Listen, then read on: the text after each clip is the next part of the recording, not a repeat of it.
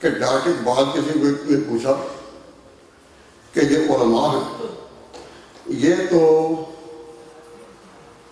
قادیانیوں کے خلاف ہے، کیونکہ قرآن و حدیث میں اس نے جو تعریف کی، قرآن و حدیث کے معنوں کو اس نے جو بگاڑا، تو علماء تو اسی کے خلاف ہیں۔ لیکن تم کیوں خلاف ہوتے؟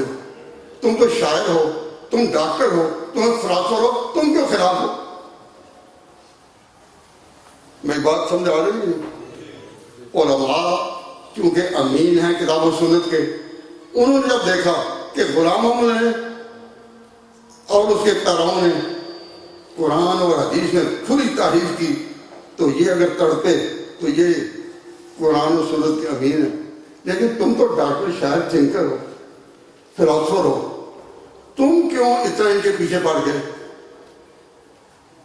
تو اس نے ایک قومی حیثیت سے یہ جواب دیا کہ میری ان کے خلاف جو جد و جہد ہے وہ اس لیے کہ ان کی وجہ سے حضور کی امت کٹتی ہے۔ اس امت سے نکل کر لوگ جو ادھر جا رہے ہیں، تو کیا میں اس پر خاموش ہوں؟ علمی باتیں علماء جانے، لیکن تاریخ کی اس حقیقت سے کوئی انکار نہیں کر سکتا کہ یہ ڈاکہ کن کے گھر ہے؟ بتائیے، ہمارے گھر۔ یہ ڈاکہ کن کے گھر ہے؟ ہمارے گھر۔ اور اس میں غلام محمد قادیانی نے جن لوگوں کو بلیک میل کیا وہ ایک نہیں، ان کی تعداد ہزاروں سے بھی بڑھ گئی ہے۔ پوری ملت کے مقابلے میں تو بالکل لاشے ہیں، لیکن ہیں تو ہزاروں، ان کی کوئی پوزیشن نہیں۔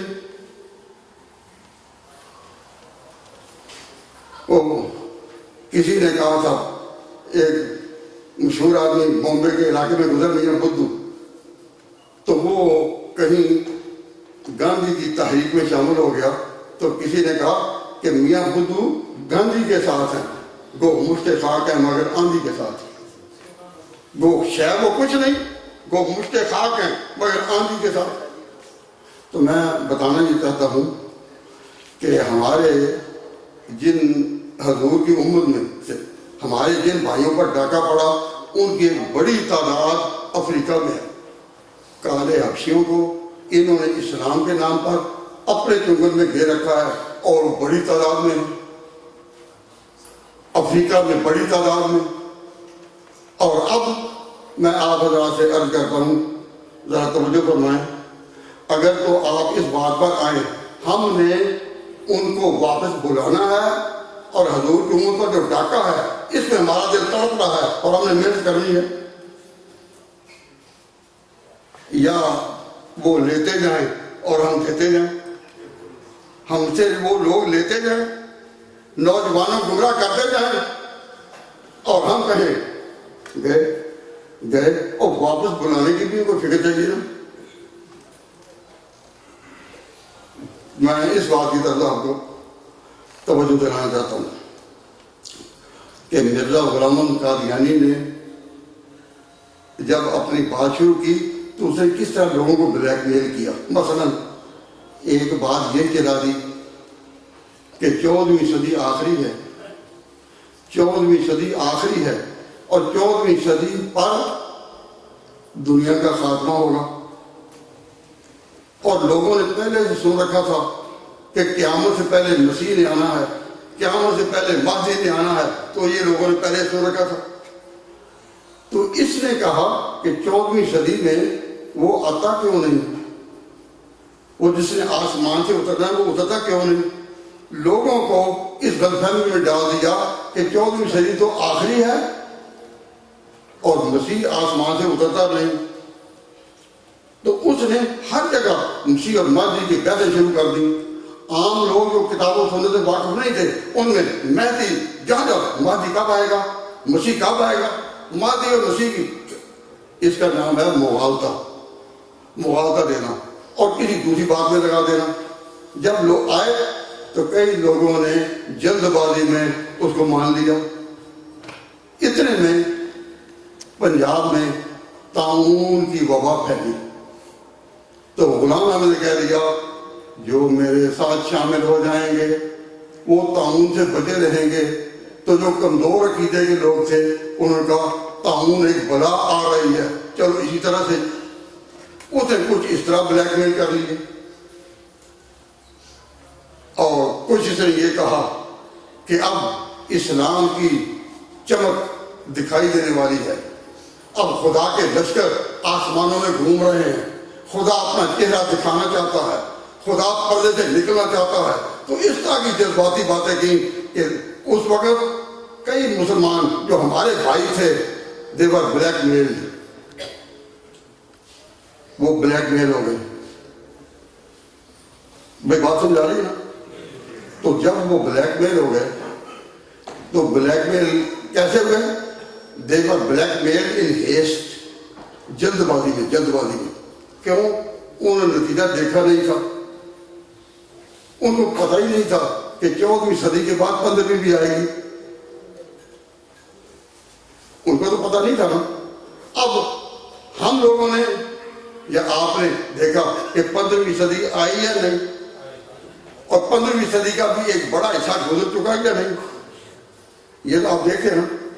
اب اگر ان کے اولادوں کو their generation are called back to return to their parent body، ان کو آپ ایک طریقے پر ایسی تنظیم ہو اسکولوں، کالجوں، یونیورسٹیوں کے اور جدید تعلیم یافتہ لوگوں کے ایسے گروپ تیار کیے جائیں جو ان کو بتائیں کہ تمہارے باپ اور دادا نے جو قادیانیت قبول کی وہ تو اندھیرے میں رہے، انہوں نے یہ دور دیکھا نہیں تھا اور تم نے تو دیکھ لیا۔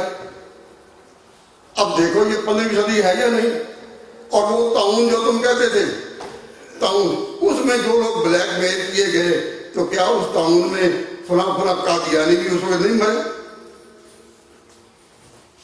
اور تم جو کہتے تھے کہ انگریز کا سایہ رحمت ہے، کیا انگریز کو اس ملک سے نہیں نکلنا پڑا؟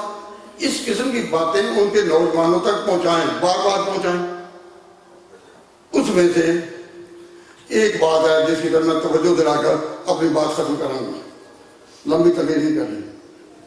حضرات، میں آپ کو توجہ دلا رہا ہوں کہ جو قادیانی نے وعدے کیے تھے کہ اب خدا اپنا پردہ اٹھائے گا اور آسمان سے صداقت کہ اس طرح بادل گرجیں گے، یہ ہوگا وہ ہوگا، اور جو باتیں سے کہی تھی اس وقت تو مغالطہ ہو سکتا ہے کہ شاید ہو جائیں۔ تو جن جلد بازوں نے باتوں سے متاثر ہو کر اس کو قبول کر لیا وہ بلیک میل ہوئے یا نہیں؟ طاعون کی وجہ سے بلیک میل ہوئے یا نہیں؟ لیکن انہوں نے یعنی ان قادیانیوں کے ماں باپ نے یا دادا نے their father and forefather they didn't see the consequences of his claims، اس نے تو نہیں کیے، آپ نے تو کی دیکھا کہ نہیں؟ آپ علمی باتوں میں نہ پڑھیں، مسیح اور مہدی کی بحثوں میں نہیں، یہ صرف علماء جانتے ہیں۔ آپ ان سے پوچھیں کہ یہ سارا نقشہ جو اس وقت مرزا غلام نے بیان کیا اس پر اتنا اچھا گزر چکا تو ہوا تو کچھ بھی نہیں۔ تو یہ سوچنے پر مجبور ہو سکتے ہیں کہ جب ہوا کچھ نہیں تو آپ کہیں کہ ہم آپ کی پیرنٹ باڈی ہیں، ہم پھر آپ کو کال کرتے ہیں، دھوکہ دینے والا دھوکہ دے گیا، وہ آپ کو ڈسیو کر گیا، بلیک میل کر گیا، لیکن تم اس کا امت کا ایک حصہ تھے۔ And we have historic links and historic relation with you۔ ہمارے اور ان کے تاریخی رشتے ہیں یا نہیں ہیں؟ کیا یہ ہمارے مسلمانوں کی اولادیں ہیں یا نہیں؟ اگر اس دجال نے قادیاں کے کذاب نے ان کو اپنی طرف کھینچا، اب ان کو واپس بلانے کے لیے آپ کی کون سی زبان چاہیے؟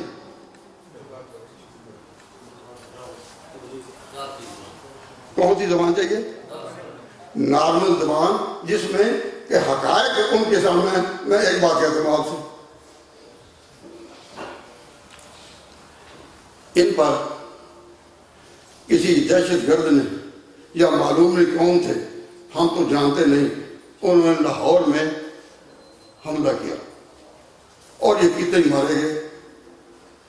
پاکستان کی تمام مسلمانوں کی آرگنائزیشن نے اس کو کنڈیم کیا کہ قانون وقت اور حکومت کے قانون نے جن کے جان و مال کو پروٹیکشن دی ہو ان پر ہاتھ اٹھانا جائز نہیں. تو ہرگز مسلمانوں کا کوئی دخل نہیں اس میں. لیکن جو مصیبت ان پر آئی اور اتنے آدمی مارے گئے، اس میں مرزا مسرور احمد نے جو بیان دیا میں اس کی طرف آپ کو توجہ دلانا چاہتا ہوں. یہ مرزا مسرور احمد کا یہ بیان ہے. کہتا ہے بھائی آپ ذرا سمجھنے کی کوشش کریں، میں یہ تو نہیں کہتا کہ میری تقریر پر آپ کوئی نعرے لگائیں، کیوں ان سے جوش بڑھتا ہے، سمجھنے کا موقع کم ملتا ہے. اب یہ ہے اس کا بیان. کہتا ہے کہ جو کچھ ہم پر گزری الہی جماعتوں کی ہمیشہ مخالفت ہوتی ہے، مگر خدا تعالیٰ ہمیشہ اپنے پیاروں کو فضل یاب کرتا ہے. انہوں نے سورۃ فرقان کی آیت نمبر 32 کی تلاوت کی اور پھر یہ فرمایا، اور یہ کیا؟ الہی جماعتوں کی ہمیشہ مخالفت ہوتی ہے. یہ سمجھ گیا؟ اب میں صرف ایک لفظ پوچھتا ہوں. جس طرح وکلاء جو ہوتے ہیں برسٹر، وہ پورے مقدمہ کی فائل میں ایک لفظ پر انگلی رکھتے ہیں تو سارا مقدمہ اس طرف یا اس طرح اس پوری اسٹیٹمنٹ میں اس کے ہر حرف پر میں نے نظر کی تو میں انگلی رکھتا ہوں صرف ایک لفظ پر، چوتھے لفظ پر.